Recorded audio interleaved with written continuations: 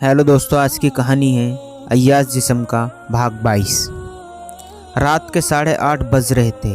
Farm house की शांति को झींगुर और कीड़े मकोड़े भंग कर रहे थे। उस कमरे में भी उनकी धीमी आवाज़ें आ रही थी। रत्ना बिस्तर पर लेटकर अपने दोनों बाहों को फैलाकर रंजीत को आंखों के इशारे से बुलाने लगती है। रंजीत को उसका यह एक्शन उसके अंदर उत्तेजना बढ़ाने में मदद कर रही थी।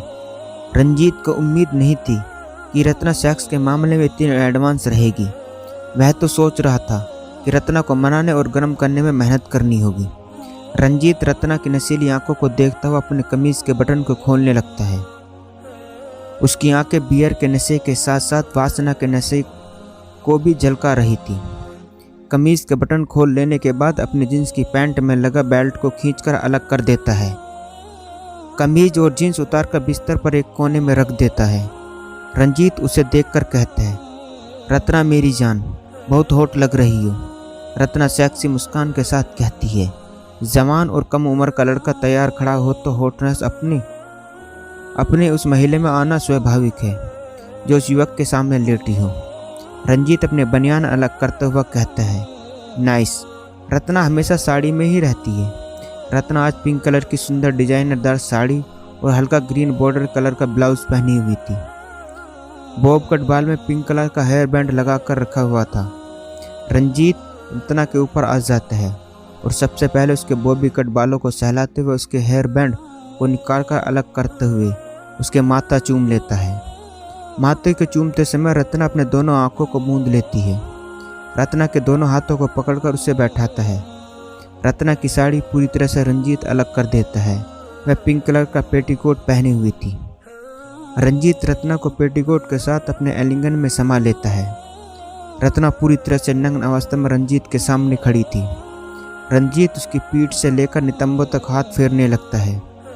रंजीत उसके गोल नितंबों को दोनों हाथों से सहलाने, दबाने और चट मारने लगता है। रत्ना को यह सब अच्छा लगता है। वैसे रंजीत की हर गतिविधियाँ उसे अच्छी लग रही थी। दोनों खड़े खड़े बहुत देर तक आलिंगन में रहते हुए एक दूसरे को लिपसिंग और किसिंग करते हुए एक दूसरे के अंगों को प्यार करने लगते हैं।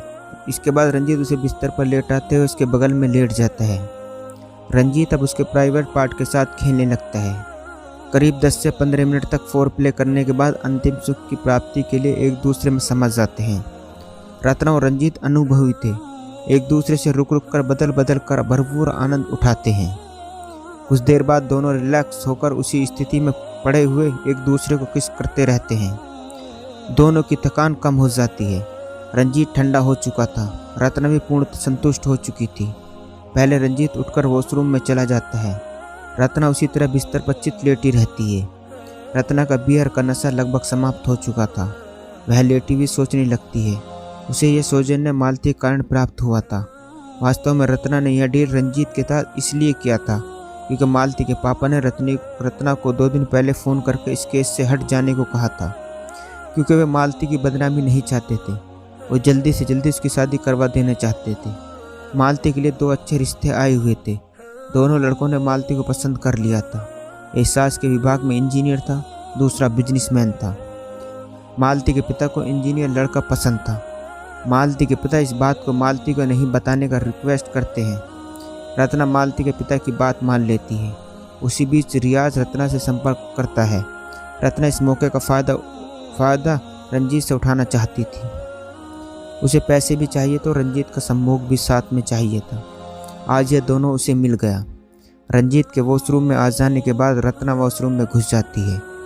थोड़ी देर बाद दोनों अपने पहनते रहते हैं।